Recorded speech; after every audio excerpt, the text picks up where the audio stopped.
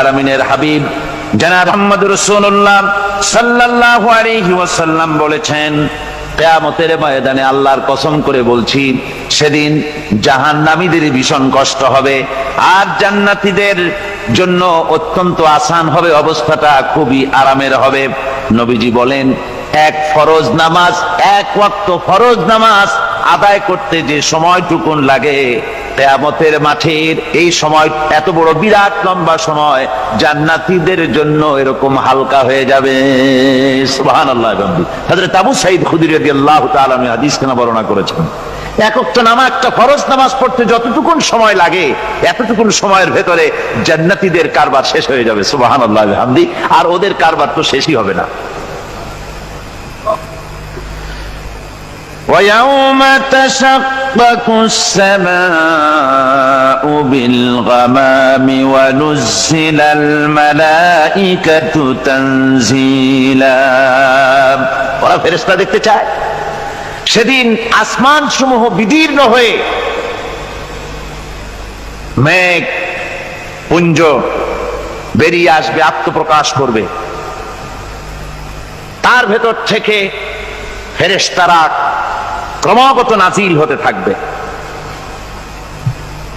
আর অবস্থাটাই হবে, আল মুলকু ইয়াউমাইযিনিল হাক্কু লিররহমান ওয়া কানা ইয়াওমান আলাল কাফিরিনা আসীরা। আর সেদিনে বাদশাহী হবে কেবলমাত্র রহমানের। ওয়া কানা ইয়াওমান আলাল কাফিরিনা আসীরা। আর সেই কিয়ামতের দিন, সেই সময়টা হবে কাফেরদের জন্য বড়ই কঠিন। এখানে কিয়ামতের কিছু কথা বলা হচ্ছে, কিছু আভাস দেওয়া হচ্ছে যে আসমান সমূহ বিদীর্ণ হয়ে মেঘ পিণ্ড বেরিয়ে আসবে এবং তার থেকে ক্রমাগত ফেরেশতারা নাজিল হতে থাকবে।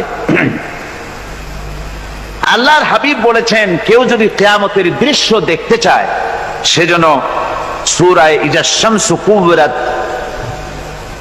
ওয়া ইজা সামাউ ফাতারাত, ইজা সামাউ শাক্কাত, এই সূরাগুলি যেন পড়ে, তাহলে কিয়ামতের দৃশ্য তার চোখের সামনে প্রতিভাত হবে। কিয়ামতের দৃশ্যটা আসলে কেমন হবে সেই সূরাগুলি তেলাওয়াত করলে সে বুঝতে পারবে। যেমন আল্লাহ পাক বলছেন, إذا السماء فطرت وإذا الكواكب انتثرت وإذا البحار فجرت وإذا القبور بعثرت।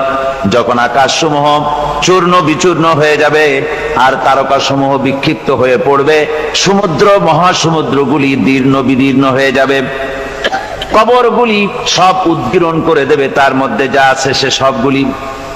আবার আল্লাহ পাক বলেন, ইযাশ শামসু কুবিরাত ওয়া ইযান নুজুমু কাদারাত ওয়া ইযাল জিবালু সুয়্যিরাত। সূর্য যখন ঢেকে যাবে, তারকাগুলি যখন বিপর্যস্ত হয়ে যাবে আর পাহাড়গুলি যখন চালিয়ে দেওয়া হবে, এই দৃশ্য তোমরা দেখতে পাবে। فإذا النجوم طمست وإذا السماء فرجت وإذا الجبال نسفت। সেদিন অবস্থা এমন হবে, সমস্ত তারকাগুলি স্তিমিত হয়ে যাবে আর আকাশসমূহ দীর্ণ বিদীর্ণ হয়ে যাবে। আর দেখতে পাবে পাহাড়গুলি, সমস্ত পাহাড়গুলিকে উড়িয়ে দেওয়া হবে। আবার অবস্থা আরো কি হবে, فإذا برق البصر وخسف القمر وجمع الشمس والقمر। যখন চক্ষু বিস্ফারিত হয়ে যাবে মানুষের, চাঁদ আর সূর্য নিষ্প্রভ হয়ে যাবে, সব একাকার হয়ে যাবে, চন্দ্র এবং সূর্য তার অস্তিত্বকে হারিয়ে ফেলবে। শুধু তাই নয়, ওয়াহুমিলাতিল আরদু ওয়াল জিবালু ফাদুক্কাতা দাক্কাতাও ওয়াহিদা। জমিন ও পাহাড়গুলির মধ্যে সংঘর্ষ লাগিয়ে দেওয়া হবে আর তা এক ধাক্কায় জমিন এবং সমস্ত পাহাড়গুলি চূর্ণ বিচূর্ণ হয়ে যাবে। সুবহানাল্লাহি ওয়া বিহামদিহি। আল্লাহ রাব্বুল আলামিন বলছেন, এইভাবে করে কিয়ামতের দৃশ্য, বিভীষিকাময় দৃশ্য তোমরা দেখতে পাবে। আর সেদিনের রাজত্বটা কার হবে? আল মুলকু ইয়াউমাইযিনিল হাক্কু লির-রাহমান। সেদিনের রাজত্ব হবে কেবলমাত্র রহমানের। অর্থাৎ যেসব কৃত্রিম বাদশাহী দেখে তোমাদের চোখে ধাঁধা লেগে গিয়েছে, তোমাদেরকে দুনিয়ার বাদশাহী দেখে তোমরা ধোঁকায় পড়ে গিয়েছো, এসব বাদশাহী কিছুই টিকবে না সেদিন। সেদিন শুধু বাদশাহী থাকবে একমাত্র আল্লাহ পাকের। কার থাকবে বাদশাহী? জোরে বলেন কার? আল্লাহ রাব্বুল আলামিন যখন কিছুই থাকবে না ঘোষণা করবেন লিমানিল মুলকুল ইয়াউম লিল্লাহিল ওয়াহিদুল কাহ্হার। আজকে কার রাজত্ব? চারিদিক থেকে আওয়াজ আসতে থাকবে, পরাক্রমশালী আল্লাহ রাব্বুল আলামিনের রাজত্ব। আর কারণ নয়, হাদিস শরীফে এসেছে, বুখারী মুসলিম শরীফের হাদিসে এসেছে, আল্লাহর নবী বলেন আল্লাহ রাব্বুল আলামিন তখন তার এক হাতে আকাশ মণ্ডলীকে ধারণ করবেন, আর এক হাতে জমিনকে ধারণ করবেন। আকাশ মণ্ডলী এক হাতে, জমিন এক হাতে। এভাবে আল্লাহ রাব্বুল আলামিন বলবেন আইনাল জাব্বারুন আইনাল মুতাকাব্বিরুন। কোথায় সেই স্বৈরাচারীরা? কোথায় সেই দুর্বিনীত অহংকারী স্বৈরাচার যারা আমার জমিনের উপরে, আমার মানুষের উপরে রাজত্ব চালিয়েছে? তারা আজকে কোথায়? কোথায় সেই অহংকারীরা? আল্লাহ পাক সেদিন যে বলবেন, সেদিন তো বলবেন, কিন্তু দুনিয়ার মাঝেও স্বৈরাচার যারা, অহংকারী যারা, তাদের শাস্তি পৃথিবীর বুকেও দেন। আর সেদিন তো দিবেনই। কত স্বৈরাচার আমরা দেখলাম, কত অহংকারী দেখলাম, যাদের তর্জনী হেননে লক্ষ কোটি কোটি মানুষ উঠতো আর বসতো। তাদের জিল্লাতির সঙ্গে আল্লাহ রাব্বুল আলামিন কতজনকে বিদায় করে দিলেন। ফুলের মালা নিয়ে কুলাতে পারে নাই, পা থেকে শুরু করে গলা পর্যন্ত ফুলের মালা দিয়া ডুবাই দিল ভক্তরা। আবার আল্লাহ রাব্বুল আলামিন এমন শাস্তি দিলেন, ফুলের মালার পরিবর্তে জুতার মালা নিয়ে জেলের মধ্যে ঢুকাইয়া দিলেন। ঠিক কিনা গণ? অহংকারী আর স্বৈরাচার যারা হয়, আল্লাহ পাক এভাবে তাদের দৃষ্টান্ত দেখিয়ে দেন। আমরা কত দেখলাম, 9 বছরের রাজা, 10 বছরের সাজা। পৃথিবীর মুখে যারা অহংকার করে, যারা স্বৈরাচার হয়, আল্লাহর আইনকে যারা বৃদ্ধাঙ্গুষ্টি প্রদর্শন করে, আল্লাহ পাক তাদের জমিনেও দেখান। এখানে চূড়ান্ত ফয়সালা আল্লাহ করেন না, আসল ফয়সালার জায়গা তো আছেই, তবে এখানে নমুনা দেখায় দেন। কিন্তু মুশকিল হচ্ছে, ইতিহাসের সবচাইতে বড় শিক্ষা হলো ইতিহাস থেকে মানুষেরা শিক্ষা গ্রহণ করে না। একজনে যে কাম করে বিপদে পড়ে, আর একজন এসে আবার সেই পথেই অগ্রসর হয়, নিশ্চিত মৃত্যুর পথে। আমার বন্ধুগণ, আল্লাহ পাক বলছেন সেই দিন আমার রাজত্ব হবে, আর কারো রাজত্ব হবে না। ওয়াকানা ইয়াওমান আলাল কাফিরিনা আসীরা। আর ওই দিনটা, ওই কিয়ামতের দিন হবে কাফেরদের জন্য সবচাইতে কঠিন। সবচাইতে কঠিন হবে কাদের জন্য? কাফেরদের জন্য। কাফের কারা? কাফের হচ্ছে তারা যারা নাকি আল্লাহর আইনকে অস্বীকার করেছে, আল্লাহকে অস্বীকার করেছে, আল্লাহর আইনকে অস্বীকার করেছে। ওরা কি? কাফের। কুফর শব্দের অর্থ হচ্ছে গোপন করা। এই জন্য অন্ধকার রাতকে আরবিতে কাফের বলা হয়েছে, অর্থাৎ যা সব জিনিসকে অন্ধকার দিয়ে ঢেকে দেয়। তো কুফর হচ্ছে সেই জিনিস যা মহাসত্যকে ঢেকে দেয়, সত্যকে, মহাসত্যকে ঢেকে দেয় যে জিনিস, সেটাকে কুফর বলা হয়। আর এই কাফের অন্ধকারে ঘুরে মরে, সে কোন আলোর খোঁজ পায় না। আল্লাহ রাব্বুল আলামিন বলেন, কাফেরদের কথা এখন শোনাচ্ছেন আল্লাহ পাক, والذين كفروا أولياؤهم الطاغوت يخرجونهم من النور إلى الظلمات। যারা কাফের, যারা কুফরি অবলম্বন করেছে, তাদের সাহায্যকারী আর পৃষ্ঠপোষক হচ্ছে তাগুত। তাগুত বলা হয় সেই শক্তিকে যে শক্তি শুধু নিজেই আল্লাহর আইন অমান্য করে বসে থাকে না, বরং অন্যদেরকেও আল্লাহর আইন অমান্য করতে বাধ্য করে। ওদেরকে আরবিতে কি বলা হয়? তাগুত বলা হয়। আর এই তাগুতি শক্তি, এই তাগুত হয় তার সাহায্যকারী, যা তাকে আলো থেকে টেনে অন্ধকারের ভেতরে নিয়ে যায়। আর কাফের হচ্ছে আল্লাহ পাকের ভাষায় অর্থাৎ কোরআনের ভাষায় কাফের হচ্ছে সবচাইতে নিকৃষ্ট প্রাণী, সবচাইতে নিকৃষ্ট জীব, মহাসত্যকে যারা অস্বীকার করেছে, যারা আল্লাহকে মানে না, যারা আল্লাহর কোরআনকে মানে না, যারা ইসলামকে স্বীকার করে না, তারা সবচাইতে নিকৃষ্ট প্রাণী। আল্লাহ রাব্বুল আলামিন বলেন, ইন্না শাররাদ দাওয়াবি ইনদাল্লাহিল্লাযীনা কাফারু ফাহুম লা ইউমিনুন। নিশ্চয়ই আল্লাহর জমিনে সব বিচরণশীল জীব যত আছে, আল্লাহ বলছেন আমার জমিনে বিচরণশীল জীব যত আছে তার মধ্যে সবচাইতে নিকৃষ্ট প্রাণী হলো যারা ঈমান আনে নাই, যারা বিশ্বাস করেন আমি আল্লাহকে, যারা পরকালকে বিশ্বাস করে নাই, যারা কোরআনকে বিশ্বাস করে নাই, যারা ইসলামকে বিশ্বাস করে নাই, পৃথিবীর মধ্যে তারা সবচাইতে নিকৃষ্টতম প্রাণী। আল্লাহ বলেন শুধু নিকৃষ্ট জনক নিকৃষ্ট প্রাণী বললেই সারে না, এরা হলো চতুষ্পদ জানোয়ারের মতো। কে বলতেছেন? আমি বলছি না, কিন্তু আল্লাহ পাক বলতেছেন চতুষ্পদ জানোয়ারের মতো কাফেরেরা। وَمَثَلُ الَّذِينَ كَفَرُوا كَمَثَلِ الَّذِي يَنْعِقُ بِمَا لَا يَسْمَعُ إِلَّا دُعَاءً وَنِدَاءً। এই কাফেরদের দৃষ্টান্ত হচ্ছে সেই রাখালের মতো, যে রাখাল তার পশুদেরকে ডাকে আর ওই পশুরা একটা ডাক শোনে মাত্র, কিন্তু কি যে বলে তা তো পশুতে বোঝেন। কথা বুঝতে পেরেছে? সুম্মুন বুকুমুন উমিয়ুন ফাহুম লা ইয়াকিলুন। এরা বোবা, এরা বধির, এরা অন্ধ, এ কারণেই কোনো কথা বোঝে না। এরা চতুষ্পদ জানোয়ারের চাইতেও নিকৃষ্ট।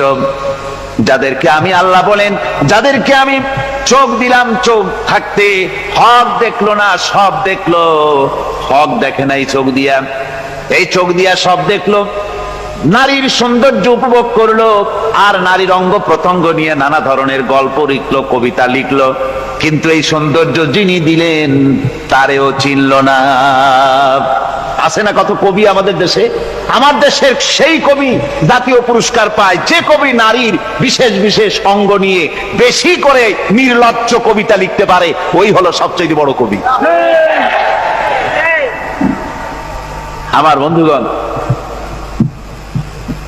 একজন বুজুর্গ ব্যক্তি তিনি পথ দিয়ে যাচ্ছিলেন, তো সে পথে এক সুন্দরী যুবতী মেয়েকে দেখে সেই যুবতী মেয়ের দিকে এই বুজুর্গ ব্যক্তি এক নজরে তাকায় আছে।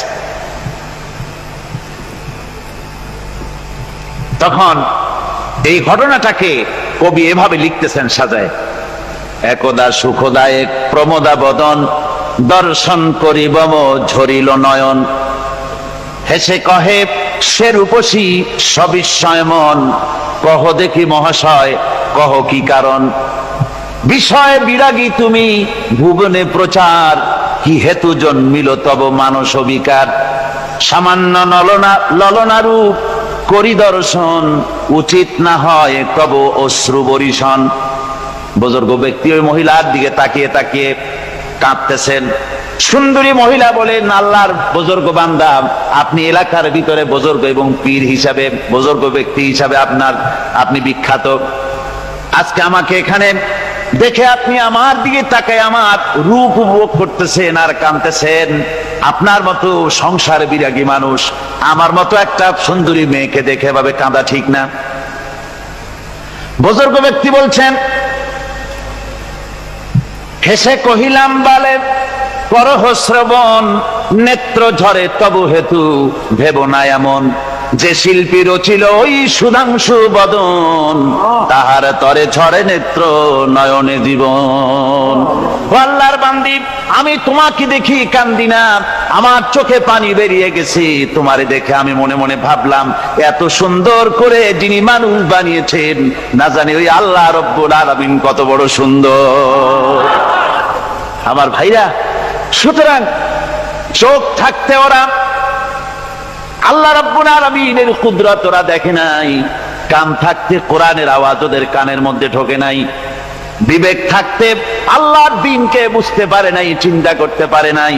আল্লাহ রাব্বুল আলামিন বলেন, উলাইকা কাল্লানাম, এরা হলো চতুষ্পদ জানোয়ার, বালহুম আদাল, শুধু জানোয়ার না, জানোয়ারের চাইতেও নিকৃষ্ট। এমনই জানোয়ার, আল্লাহ বলেন শুধু জানোয়ার না, জানোয়ারের মতো শুধু খায় জনমের মতো।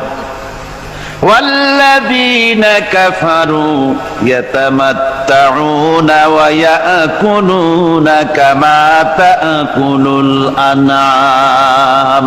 এই কাফেরগুলির কাম শুধু ফুর্তি করা, গান বাজনা, নাটক, গল্প, এই সব কাজ তাদের। নামাজ নাই, রোজা নাই, আল্লাহর চিন্তা নাই, তাহাজ্জুদ নাই, পরহেজগারি নাই, শুধু গান আর নাচ। দেখেন না ফুর্তি। এই যে 1 জানুয়ারি রাত 12টার সময় আমার ঘুম ভেঙে গেল, এই যেখানে আমি ছিলাম, বিকট আওয়াজ। আমি মনে করলাম পাশের বাড়ি বুঝি ডাকাত পড়ছে। পরে বাড়িওয়ালা আমাকে বললেন যে ডাকাত না, বোধহয় এই নিউ ইয়ার সেলিব্রেট হচ্ছে, নতুন বৎসর উদযাপন হচ্ছে বোমা দিয়ে, শহরবাসীর আরামের ঘুম হারাম করে এগুলি করা হচ্ছে। এ তো গেল 1 জানুয়ারি। আর যখন আমাদের নিজেরটা যখন আসে, অর্থাৎ 1 বৈশাখ, তখন দেখছেন অবস্থা 1 বৈশাখে। এবছর আমাদের দেশে 1 বৈশাখে ঢাকায় যে দৃশ্য আমি টিভির মধ্যে দেখলাম, তাতে আমার মনে হয়নি যে 12 কোটি মুসলমানের দেশে রাজধানীতে এই দৃশ্য হচ্ছে। আমার মনে হচ্ছিল এটা বুঝি কলকাতা অথবা অন্য কোনো শহর হবে। আমি দেখলাম সমস্ত যুবক যুবতী, নারী পুরুষ, বিভিন্ন বয়সের লোক সব একসঙ্গে রাস্তায় নেমেছে, নাচতেছে। তার মধ্যে বুদ্ধিজীবী আছে, শিক্ষিত লোক আছে, সমানে নাচতেছে। আর তাদের মুখোশ পরা, বানরের মুখোশ, কুকুরের মুখোশ, শূকরের মুখোশ, ঘোড়ার মুখোশ, পাতি শিয়ালের মুখোশ, এই মুখোশ পরে এভাবে নাচতেছে। আমি চিন্তা করলাম, নববর্ষের সাথে কুত্তার মুখোশের সম্পর্ক কি? নববর্ষের সাথে পাতি শ্রীগালের মুখোশের সম্পর্ক কি? তাহলে ওরা কি বলতে চায় যে আগামী বছরটা আমরা কুত্তার ভূমিকায় অ্যাক্টিং করব, অথবা শ্রীগালের মতো ধূর্তামি করব জাতির সাথে? তারপরে কি করলো? সকাল বেলায় যুবক যুবতী 1 বৈশাখ সূর্য উদয়ের আগে রমনা লেকের পাড়ি গিয়ে সব দাঁড়িয়েছে বাসন্তী রঙের শাড়ি পরে। তারপরে সেখানে দাঁড়িয়ে সূর্য উদয়ের পানে তাকিয়ে সকাল বেলায় ভাবে করজোর করে বলছে, এসো হে নববৈশাখ স্বাগতম হে। নববৈশাখ অলক্ষে বোধহয় এটা শুনে বলতেছে, বাবাজিরা আমারে ডাকতেছো, অপেক্ষা করো আমি আসতেছি। আমারে ডাকতেছো, আমি আসতেছি, কোমরে গামছা বেঁধে আসতেছি, 225 মাইল স্পিডে আসতেছি, 30 ফুট উঁচু জলোচ্ছ্বাস নিয়ে আসতেছি, নববৈশাখের মজা সাত চাকায়। আমার ভাইরা, মুসলমান নববর্ষ উদযাপনের সাথে মুসলমানের কিসের সম্পর্ক? মুসলমান যদি এই দিন উদযাপনই করে, তাহলে তাকে করতে হবে ফজরের নামাজ পড়বে। মুসলমান নববর্ষ উদযাপন করবে, ফজরের নামাজ পড়বে, তারপরে কোরআন শরীফ তেলাওয়াত করবে, দরুদ শরীফ পড়বে, আল্লাহর দরবারে হাত তুলে বলবে, রব্বুনা রাব্বিন, 31 বছর পার করে দিলাম, নাফরমানি ছাড়া কিছুই তো করি নাই, বিগত বছরে যা করেছি মাফ করে দাও, আগামী বছরটা গোটা জাতি আর দেশের জন্য কল্যাণকর মঙ্গলময় করে দাও। এটাই তো বলা উচিত ছিল নাকি বলে? তা না করে, তা না বলে, বৈশাখের পরিচালককে না দেখে সরাসরি বৈশাখকে আহ্বান করা হয়েছে, আর বৈশাখ আহ্বান করার মজা জনমের মতো দেখাই দিয়েছে। আল্লাহ রাব্বুল আলামিন তাই বলেন, কাফেররা তাদের কাজ হলো শুধু খাওয়া, তারা এমন খাওয়া খায় জনমের মতো খায়। ইয়াকুলুনা কামা তাকুলুল আনাম, জানোয়ারে যেমন খায় ওই রকম খায়। তার মানে খায়, একটু বিসমিল্লাহ কয় না, খায়া যখন ছেড়ে দেয় তখন আলহামদুলিল্লাহ বলে না, বাহাত দিয়ে খায়, আবার বাহাত দিয়ে খায়। ডাব একটা কাটলো, বিসমিল্লাহ নাই, খাইলো, 2-4 ঢোক খাইয়া পুরা ডাবটার ফেলাই দিল। ডাবটা কি তোমার বাজান তৈরি করছিল নাকি? একটু বিসমিল্লাহ বললা না, একটু শুকরিয়া আদায় করলাম। আমি গত এই ডিসেম্বর গেল, ডিসেম্বরের 16 তারিখ আমেরিকা থেকে এসেছি। ওখানে দেখলাম তারা প্রতি নভেম্বর মাসের শেষ বৃহস্পতিবার থ্যাঙ্কস গিভিং ডে অবজার্ভ করে। তা আমি জিজ্ঞেস করলাম, থ্যাঙ্কস গিভিং ডে জিনিসটা কি? ওরা বলল, এটা হচ্ছে এই যে গড আমাদেরকে সারা বছর ভালো খাওয়াইছে, আমাদেরকে ভালোভাবে পড়াইছেন, সুন্দর রেখেছেন, এই জন্য আমরা গডকে থ্যাঙ্কস দেই নভেম্বরের এই শেষ দিনটিতে। সারা বছরের ভালো খাইছি, ভালো থাকছি, এই জন্য গভর্নমেন্টকে মানে গডকে থ্যাঙ্কস দিলাম। আমি আমার আলোচনায় সেখানে বললাম যে দেখেন, রাশিয়ার সাথে আমেরিকার পার্থক্য তো এখানে, ওরা গডকে অস্বীকারই করেছে, গডই মানে না। আর এরা গডের নামাজ রোজা বা ইবাদত কিছু করুক আর না করুক, গডের অন্তত একটা ধন্যবাদ দেয়। ওরা ওদের ডলারে লিখেছে, ইন গড উই ট্রাস্ট, প্রত্যেকটা ডলারে লেখা আমরা গডে বিশ্বাস করি। তো শুকর আদায় করলে তো আল্লাহ বাড়িয়ে দিবেন। আল্লাহ রাব্বুল আলামিনের সুন্নাত হলো, শুকর যদি কেউ আদায় করে আল্লাহ বাড়িয়ে দেন। লা ইন শাকারতুম লাযীদান্নাকুম ওয়া লা ইন কাফারতুম ইন্না আযাবী লাশাদীদ। আমার নিয়ামতের শুকর যদি আদায় করো আমি বাড়ায় দেব, আর যদি নিয়ামতের শুকর আদায় না করো তাহলে মস্ত বড় শাস্তি তোমাদের জন্য রেখেছি। তো আমেরিকা শুকর আদায় করে নিজেরা খাইয়া, কিন্তু ওদের জমিন হলো বিশাল জমিন। আমি কয়েকবার গিয়েছি এবং বহু স্টেট সফর করেছি। ওদের জমিন এত ফার্টাইল, জমিনে যদি রীতিমতো তারা ফসল ফলাতো, এই ফসল সারা দুনিয়ার দরিদ্র ভূমুক্ষ জনতাকে খাওয়াইয়া বাঁচাইতে পারত। কিন্তু ওরা তা করে না। ওরা করে কি? ওরা মুনাফার হার, বাজার দর ঠিক রাখার জন্য নির্দিষ্ট পরিমাণ জমিনের ফসল ফলায়, কিন্তু জমিন এতই উর্বর, ওদের মেজারমেন্ট করা, মাপ করা, হিসাব করা ফসল হয় না, ফসল হয় বেশি। তখন বাড়তি ফসলকে তারা প্রতি বছর লক্ষ লক্ষ টন আলু আর গমকে তারা সমুদ্রে নিক্ষেপ করে। তাদের আলু এবং গম সেই সময় তারা নিক্ষেপ করে সমুদ্রে যখন ইথিওপিয়া, সুদানে মানুষ না খেয়ে মরছে। পৃথিবীর বিভিন্ন দেশে মানুষ ক্ষুধার যন্ত্রণায় যখন চিৎকার করছে, আর তাদের এই চিৎকারে আকাশ বাতাস ভারী হয়ে যাচ্ছে, তখন ওরা এই কামটি করছে। তাই আমি ওই প্রথম দিন বলেছিলাম যে রাশিয়া যেমন খান খান হয়েছে, অস্তিত্ব বিলুপ্ত হয়েছে আল্লাহর সাথে নাফরমানি করার কারণে। আপনারা বলতে পারেন কমিউনিজম কি একটা সহজ ব্যাপার? একটা বিরাট শক্তি পৃথিবীর বুকে, কত দেশ তারা ডমিনেট করতেছিল, কোন যুদ্ধ নাই, কোন রক্তপাত নাই, বিনা ধাক্কায়, বিনা বাতাসে, বিনা ঝড়ে বিশাল মহিরুহু চিৎপটাং। এটা হলো কেন? কেন হলো রাশিয়ার এই দশা? আমি লালদিঘির ময়দানে বলে গেছিলাম, আমি চিন্তা করে যেটা পাইছি সেটা হচ্ছে এই, দুনিয়ার সমস্ত মতবাদ আল্লাহকে কোনো না কোনো প্রকারে স্বীকার করে। তার কথা মানুক আর না মানুক, আছে একটা কিছু, এতটুকুন বলে যে আল্লাহ আছেন বা গড আছে বা একটা কিছু আছে। কমিউনিজম, সমাজতন্ত্র হলো পৃথিবীর একমাত্র নিকৃষ্ট মতবাদ, যে মতবাদ সরাসরি আল্লাহকে অস্বীকার করেছে, বলেছে আল্লাহ নাই, দেয়ার ইজ নো গড। তারা ধর্মকে আফিম বলেছে। আল্লাহ পাক তাই কোন যুদ্ধ ছাড়া, কোন মারামারি ছাড়া, কোন রক্তপাত ছাড়া এই বিশাল শক্তিকে উৎকারে উড়িয়ে দিলেন, তুলার মতো হয়ে। গোটা রাশিয়া তুলার মতো হয়ে, পেঁজা তুলা, ধোনা তুলার মতো হয়ে সব উড়ে চলে গিয়েছে। অস্তিত্ব বিলুপ্ত হয়ে গিয়েছে। কিন্তু আমাদের দেশের খুচরা কমিউনিস্টরা এখনো স্বপ্ন দেখে। ওই যে কালকে বলেছি, তারা বলে কলমের খোসা এটা এখনো নষ্ট করা যাবে না, এটা এখনো চালু করা হবে। এখনো চীনে আছে, এখনো কিউবায় আছে।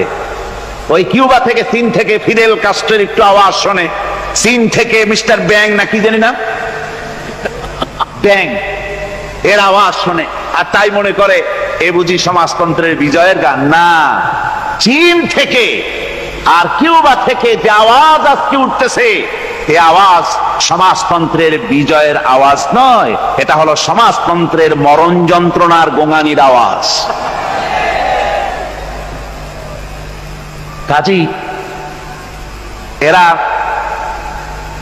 দুনিয়ার বুকে শুধু আনন্দ এবং ফুর্তি করে, আল্লাহর হককে, আল্লাহকে চিনতে তারা ব্যর্থ হয়েছে।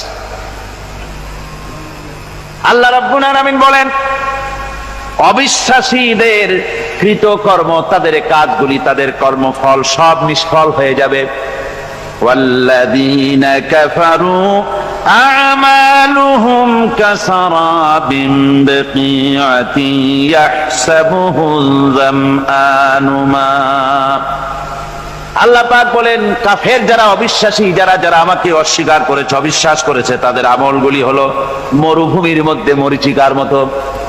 মরুভূমির মরীচিকা, মানুষ যখন মরুভূমির ভিতর দিয়ে যায়, পানির পিপাসা লাগে, দূরে দেখে পানি চিকচিক করতেছে, আর ওই মরীচিকা যেটাকে সে পানি মনে করেছিল, হাত্তা ইযা জাআহু লাম ইয়াজিদহু শাইআ, যেটাকে সে পানি মনে করে ছুটতেছিল, যখন কাছে গেল, আল্লাহ পাক বলেন কিছুই সেখানে পায় না, শুধু মরীচিকা, বালু আর বালু। এরকম করে যারা আমার দিনকে অস্বীকার করেছে, আমাকে অস্বীকার করেছে, তারা যত ভালো কাজ করুক আর যাই করুক না কেন, তাদের কৃত কর্মগুলি এভাবে সব নিষ্ফল। এ হলো এক কথা।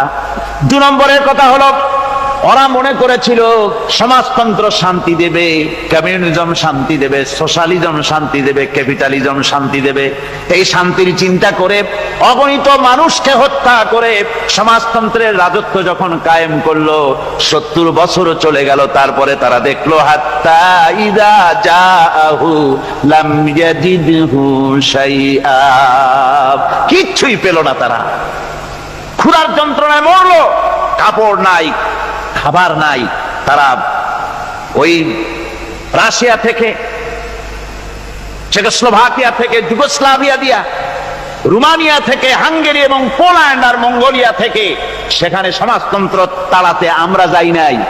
আমরা সেখানে সমাজতন্ত্রের বিরুদ্ধে তাফসীর করি নাই, ব্যাখ্যা করি নাই, বক্তব্য রাখি নাই। ওই সব দেশ থেকে সমাজতন্ত্র তাড়াইছে কে? কারা তাড়িয়েছে? না না, ওরা নিজেরাই, সেই দেশের জনগণই এটাকে উৎখাত করেছে তাদের জমিন থেকে। আল্লাহ পাক বলছেন, যারা আমার দিনকে, আমার বিধানকে যারা অস্বীকার করবে, তারা এই অস্বীকারী অবস্থায় যদি মৌত হয়, আমার সমাজতন্ত্রী কোনো ভাই যদি এ মাহফিলে থাকেন, কমিউনিস্ট কোনো ভাই যদি এ মাহফিলে থাকেন, তাহলে শুনুন আল্লাহ কি বলতেছেন। আল্লাহর দিনকে, আল্লাহর কোরআন, পূর্ণাঙ্গ জীবন বিধান, অর্থনীতি আছে, সমাজনীতি আছে, রাজনীতি আছে, কথা যারা বিশ্বাস করে না, কোরআনকে শুধুমাত্র নামাজ, রোজা, হজ, যাকাত আর বেহেশত দোজখ যারা মনে করে, জীবন ব্যবস্থা মনে করে না, এই অবস্থায় যদি মারা যায়, আল্লাহ রাব্বুল আলামিন বলেন, ইন্নাল্লাযীনা কাফারু ওয়া মাতু ওয়া হুম কুফফারুন উলাইকা আলাইহিম লানাতুল্লাহি ওয়াল মালাইকাতি ওয়ান নাসি আজমাইন।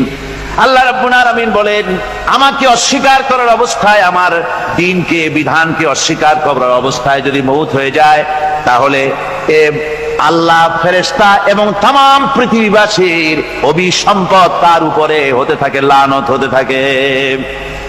খালিদিনা ফিহা লা ইউখাফফাফু আনহুমুল আযাবু ওয়া লা হুম ইউনজারুন।